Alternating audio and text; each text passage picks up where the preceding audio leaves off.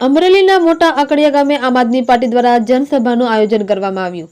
આમ આદમી પાર્ટીના વિસાવદરના ધારાસભ્ય ગોપાલ ઇટાલિયા આ જનસભામાં હાજર રહ્યા। મોટા આકડિયા ગામની બાળાઓ દ્વારા ધારાસભ્ય ગોપાલ ઇટાલિયાનું કુમકુમ તિલક કરીને સ્વાગત કરવામાં આવ્યું। મોટા આકડિયા ગ્રામજનો દ્વારા ગોપાલભાઈ ઇટાલિયાનું ઢોલ નગારા સાથે સામૈયા કરવામાં આવ્યા હતા।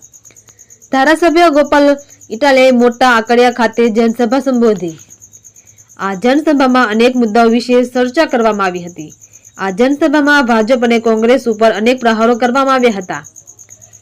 મોટા આકડિયા ગામે જનસભામાં આજુબાજુ ગામથી પણ મોટી સંખ્યામાં જનમેદની ઉમટી હતી। અંદાજે 1500 થી 2000 જેટલા લોકો જનસમર્થ જોડાયા હતા।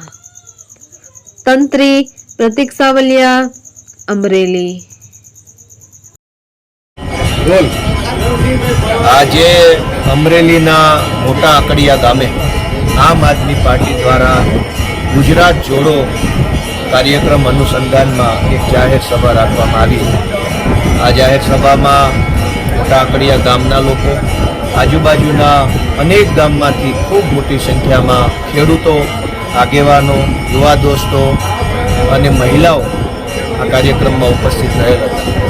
જે રીતે ગુજરાતમાં ભાજપની આખી સરકાર નિષ્ફળ ગઈ છે, ગામડું, ખેડૂત અને ખેતી બાબતે સરકારનું વલણ બિલકુલ ખરાબ છે, ત્યારે ગામડાના લોકોમાં, ખેડૂતોમાં ખૂબ રોષ જોવા મળે છે, ખૂબ અસંતોષ છે અને તેના કારણે ગામડાના લોકોને હવે, ખેડૂતોને હવે વિસાવદરથી જે વિકલ્પ મળ્યો છે એ વિકલ્પ તરફ તેઓ ખૂબ આકર્ષાઈ રહ્યા છે, જોડાઈ રહ્યા છે।